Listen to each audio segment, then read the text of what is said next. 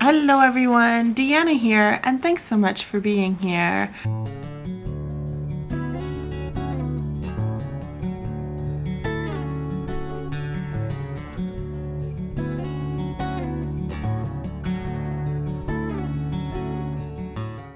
So in today's video, I am going to be doing a book review on the book The Secret Wife by Gill Paul. So I'm going to go ahead and give a summary on this book.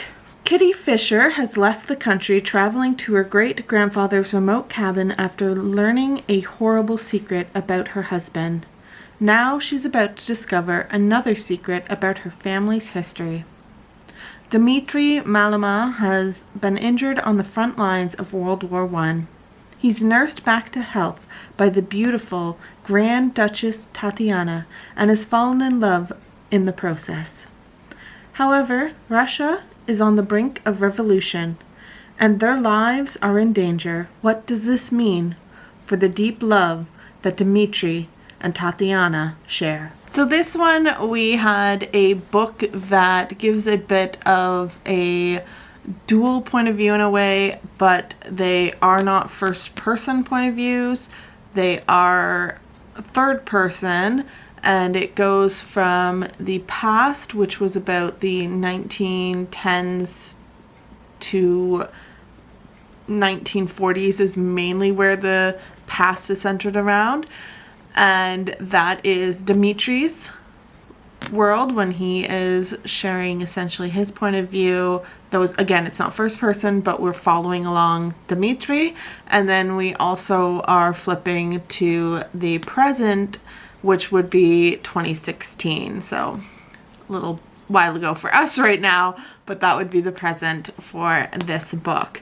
And so you're getting that difference between that 100-year difference almost, and especially considering the big story that centers around this book is the story of the Romanovs. So for anyone who maybe doesn't know a bit about the Romanovs, this definitely gave a lot of some background that some of it I didn't even know about. What I did know was that the family was the Tsar Nicholas of the Romanovs with his wife Alexandra, and then their children, which we had Olga, we had Tatiana, Mary, Anastasia, and I'm not sure completely how to say it. I believe it's Alex, might be Alexei.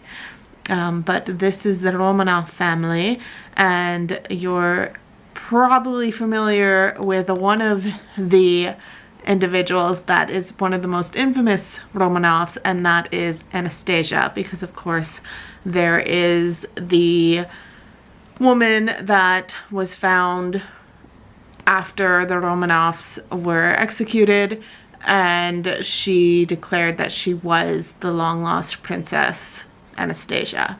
So that is a bit in this of what happened to the Romanovs.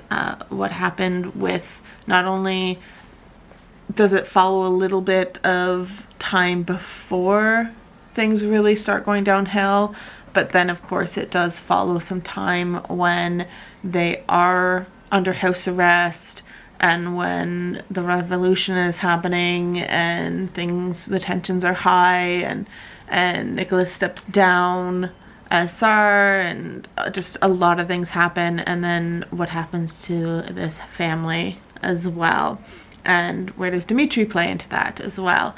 And of course, while I was reading this, I just definitely kept getting a lot of flashes to the movie Anastasia. I mean, not only do we have Anastasia, the actual real person, but then we also have a real person who lived, Dmitry. And if you've seen the cartoon version of Anastasia, you know that Anastasia's love interest is Dmitry. So it did kind of make me sometimes think of that animated classic. I'm not sure if Anastasia is a Disney movie or if it's someone else that produced it, but I do know that Anastasia was one of my favorite movies growing up. I loved that movie, so I was very intrigued by the actual history of the Romanovs and their role with Rasputin and everything like that, and the actual real history, not some fantasy happy ever after, but like the real actual history of what happened to the Romanovs. This definitely sent me on a bit of a quest to kind of find a bit more about the Romanovs, and then there was of course Tatiana, who was the second oldest daughter of the family, and she is one of the central people within this plot, and it's heartbreaking what happened to the Romanov family and just what happened to all these individuals, and we see a little bit of that in this book, and it touches on it. Now, when I was reading this book, I was a lot more interested in what was happening with the Romanovs and like the past. We do flash back and forth, like I said, between Dmitri and kind of what his involvement is with the Romanov family, and then we flash forward to Kitty and her story with her running away from her husband and stuff like that. I mean, that was interesting, and I was kind of like, okay, how's this gonna play out? But sometimes I actually just found myself kind of like, all right, I want to get back to what's actually happening, like what happened to the Romanovs, what's going on. The thing too, I understand Gill kind of took some liberties here and there, because we can take educated guesses on some of what happened, especially since some of what has, come about has been explored and researched by historians, but there's a lot that kind of becomes just a bit of Gill taking some liberties and kind of elaborating a bit on some of the story. I mean, it's quite the story. And here I did a entry in my reading journal, which I absolutely love this entry, and I have some videos of me creating it and putting it together, so I might go ahead and put that in so that you can see that. But this was definitely just, it was such an emotional read in so many ways, and there was just so many characters that I just felt for, especially like the Romanov family, and then there's also another character, Rosa, that we get to learn about, and I just loved Rosa so much.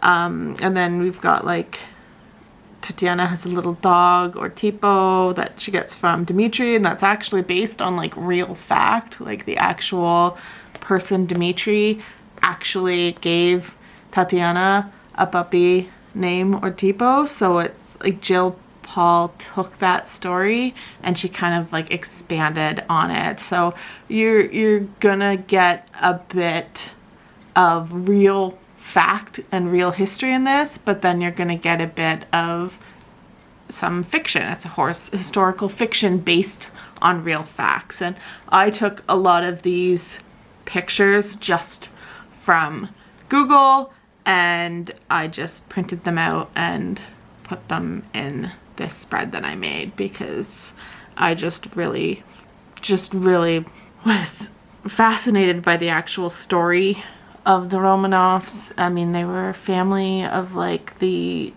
rulers of Russia for like 300 years, and then Russia during World War I was having some really big issues with Germany and things like that, and then there was just such a call for Nicholas to step down, and why are they being so taken care of and so rich while the people are starving? And there's a bit of like parallels between like Marie Antoinette and the French Revolution, and how that happened, and it's kind of referenced a bit in this story as well.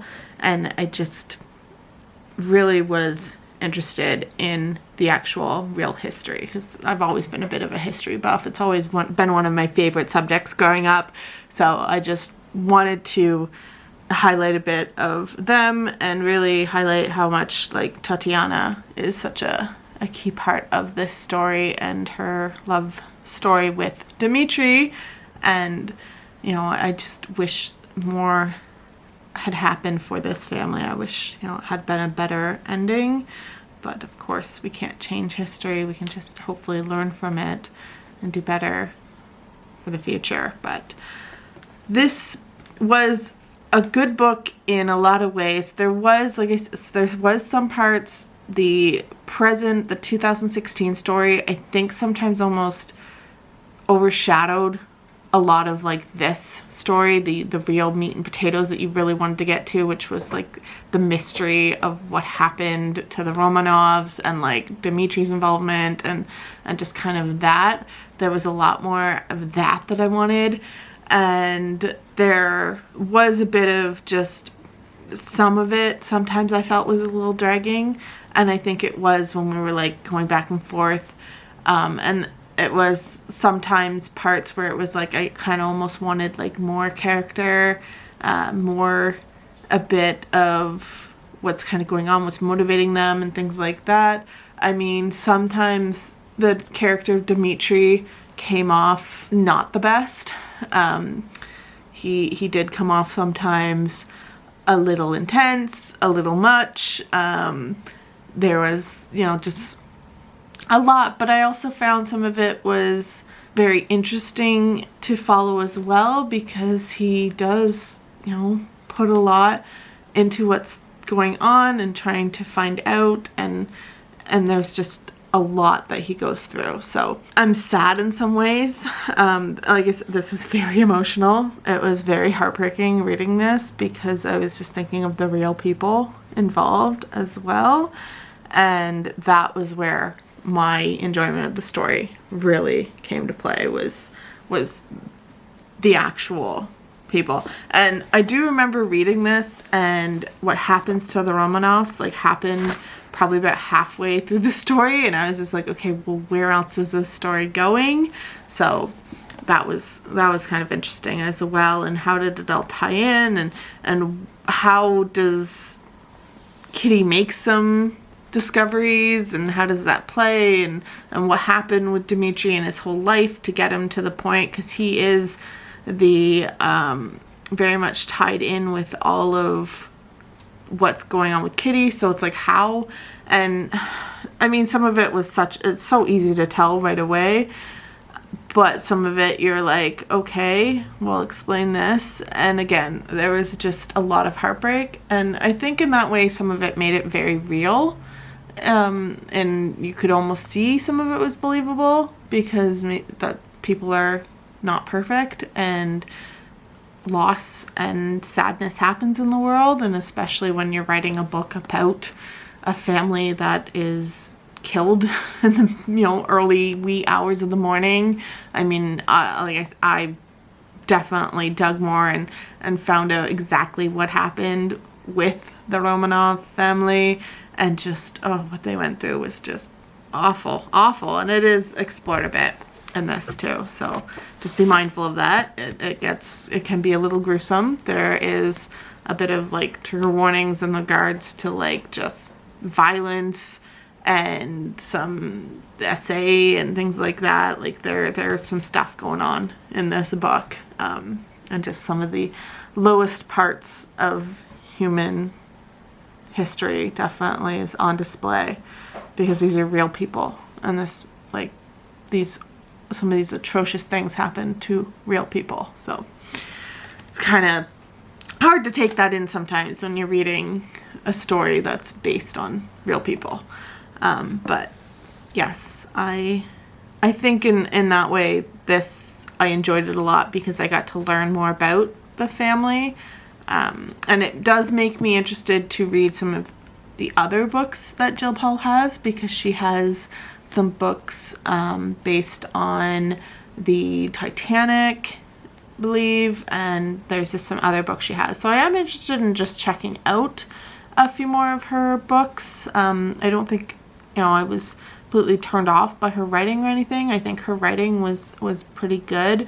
Other than, like I said, there was a couple parts where I felt like I just was kind of getting a little almost bored of the story, but I think that was again more of how different the two storylines were, and I just kept wanting to go back to like find out more about the family. So that was a bit more on me, I think, and just my interest and how excited I was on this. But of course, you know, take that as you will, because maybe you'll find it too and just want to know more about the past instead of the future. And I think that's a risk sometimes you take as a writer when you do some books that go like from one timeline to like another. I saw that very much in like the Alice Network, because I always loved the past during the World War I much better than what was happening with the other girl. Like, I can't even remember her name. That's how much I just didn't like her as much as I liked Eve from the other storyline. So that's a risk that you take, and that's nothing really completely on Gill. That's just sometimes what happens when you have different storylines happening and what storyline is more interesting. So this was a good read though. Like, this is good. I did a whole spread on it. So I did enjoy the book. I did enjoy the read. I gave it 4 stars because there was some of that other storyline. I almost would have preferred it just exploring like the full story of the Romanovs better without even the storyline of the other, but I mean, I guess that just helps us to find out the mystery. But it left me in some ways kind of unsatisfied because of just how some of it played out. But I don't want to spoil or give anything away, but it made me a little sad for what was. It kind of gave me Da Vinci vibes though. The Da Vinci Code definitely had a little bit of that vibe going on too. Definitely got some things of like, oh, is this gonna pull like a Da Vinci Code kind of situation going on? So that's kind of was woven throughout that too. Like, I definitely had like parts where I was like, okay, this reminds me of like the Alice Network, and then this reminds me of like the Da Vinci Code. So there was just that going on in my mind. But yes, I gave it 4 stars. I do appreciate the book. I enjoyed it as a read. I did, you know, finish it pretty quickly, considering how big this thing is. Now, I did finish it pretty quick, and I was very fascinated by the way that she took the Romanov story and kind of what happened there. So very interesting, and gave it 4 stars. So that is The Secret Wife and my little spread there on The Secret Wife. I hope you enjoyed that. Let me know, have you read The Secret Wife? I'd really love to know. Do you know much about the Romanovs? What do you think kind of about taking real people sometimes and making fictional stories on them? Do you think that's sometimes disrespectful to those who have lost their lives? Or do you think that makes it interesting and kind of just sometimes what happens in fiction is that we sometimes play around with stories that are real and we maybe give different endings or expand on the endings a little more or give different situations or just help us sometimes explain kind of human nature. Is that just kind of what humans do? But I enjoyed this book. I did enjoy it, and I really loved learning more about Tatiana. I think she sounded like an amazing woman. I'm heartbroken over what happened to her and her family, her siblings and her parents. It's just totally heartbreaking, especially when I read about just how warm and wonderful Tatiana sounded. Like, reading some of the reports that I've read on her, she just sounded like such a wonderful woman. She was, you know, there on the front lines trying to help with the wounded soldiers. I mean, that's incredible to me that, you know, Princess is trying to do that. And then she also had like foundations because she was really passionate about a lot of like people, you know. I think she was born obviously into privilege, so maybe she didn't completely understand everything, but I think she had a bit of an understanding and she was trying to make some change and some kind of help. And it's really unfortunate with everything that happened, and really, really makes me sad about what happened with her. So I'm hoping that this family is resting in peace and that we can learn from our history and just, as I said, do better for the future, hopefully. That is my review on the Romanovs. I hope you enjoyed. If you did, give it a like. Thanks so much for watching. I hope you have a wonderful rest of your day, night, evening, whatever time it is, so wherever you are. Thank you so much for being here. Take care of yourselves, and you will see me next time.